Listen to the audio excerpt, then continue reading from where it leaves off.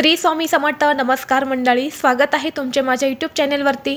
आजचा दिवस तुम्हाला खूप छान सुखाचा आनंदाचा जाऊ हीच मी स्वामींच्या चरणी प्रार्थना करते आणि आज या नवीन व्हिडिओला सुरुवात करते. 25 जुलैपासून पवित्र श्रावण महिन्याची सुरुवात झालेली आहे. श्रावण महिना आपल्या हिंदू धर्मात अत्यंत पवित्र मानला जातो आणि श्रावण सोमवारचे या महिन्यात विशेष धार्मिक महत्त्व आहे. येत्या 28 जुलैला श्रावण महिन्यातील पहिलाच सोमवार आलेला आहे. या दिवशी भगवान शंकराची पूजा अर्चा करणे, उपवास करणे आणि मंत्र जप करणे अत्यंत शुभ मानले जाते.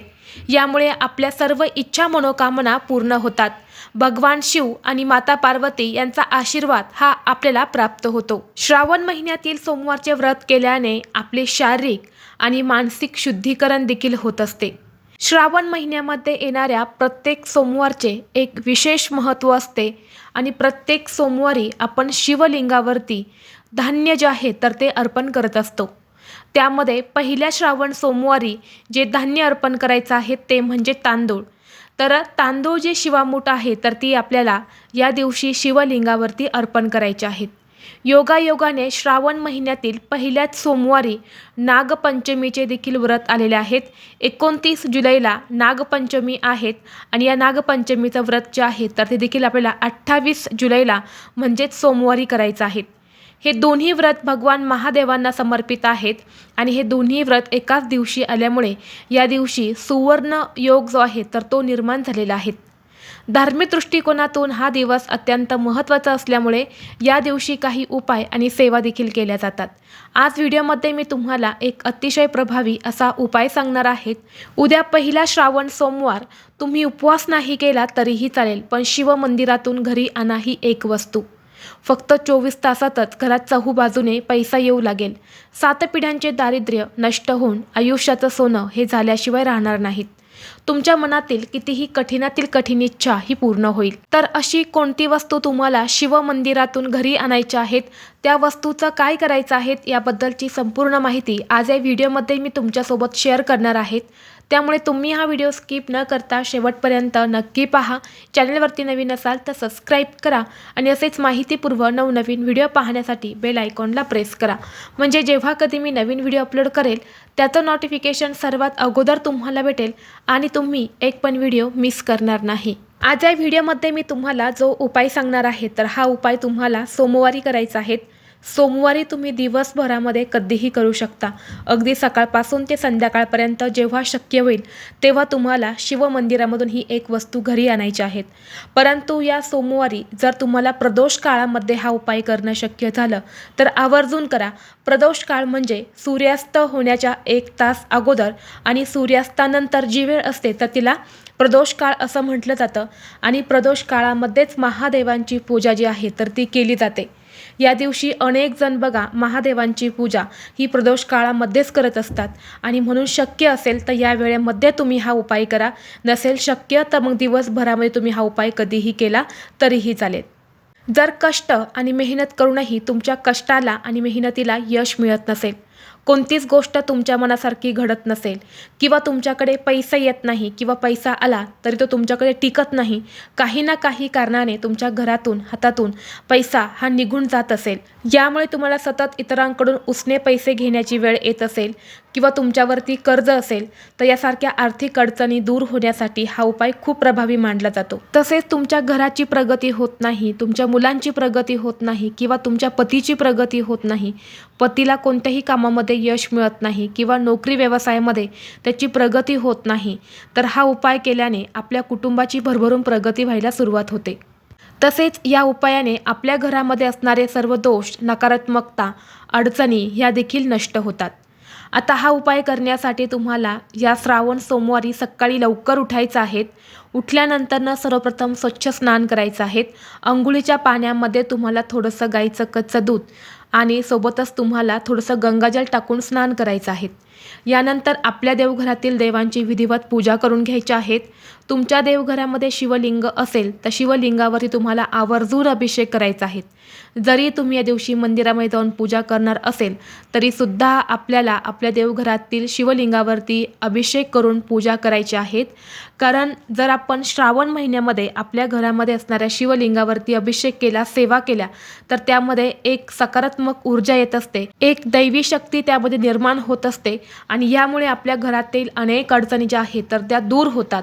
म्हणून प्रत्येक सोमवारी तुम्हाला शिवलिंगावरती अभिषेक हा आवर्जून करायचा आहे। यानंतर धूप, दीप, अगरबत्ती लावून तुम्हाला वातावरण प्रसन्न करायचं आहे आणि यानंतर तुम्हाला हा उपाय करायचा आहे। उपाय करण्यासाठी तुम्हाला एक तांब्या भरून पाणी घ्यायचं आहे। हे पाणी पिण्याचंच असावं, स्वच्छ असं पाणी तुम्हाला घ्यायचं आहे। यानंतर या पाण्यामध्ये आपल्याला 1 चमचाभर गंगाजल, 1 चमचाभर गाईचं दूध आणि 1 गुळाचा खडा जो असतो तर तो टाकायचा आहे। यानंतर काय करायचं आहे, आपल्याला 5 बेलाची पानं घ्यायची आहेत। ज्याला 3 पानं किंवा 5 पानं असतं असे तुम्हाला 5 बेलपत्र जी आहे तर ती घ्यायची आहेत। यानंतर तुम्हाला प्रत्येक पानावर चंदनाने ओम नमः शिवाय हा मंत्र लिहायचा आहे। म्हणजे पहिलं जे मोठं मधलं पान असतं तर त्यावरती तुम्हाला ओम लिहायचं आहे। यानंतर खालची जी 2 पानं असतात त्याच्यावरती नम आणि नंतर शेवटच्या पानावरती शिवाय असं लिहायचं आहे। ज्या प्रकारे तुम्हाला मी स्क्रीनवरती दाखवलेलं आहे तर याच पद्धतीने तुम्हाला लाल चंदनाने या पानावरती ओम नमः शिवाय हा मंत्र लिहायचा आहे। 5ही पानांवर तुम्हाला हे मंत्र जो आहे तर तो लिहून घ्यायचा आहे।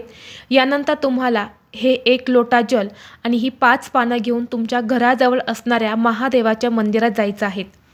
तिथं गेल्यानंतर तुम्हाला उत्तरेकडे तोंड करून बसायचं आहे आणि हे जल आपल्या दोन्ही हाताने तुम्हाला शिवलिंगावरती अर्पण करायचं आहे।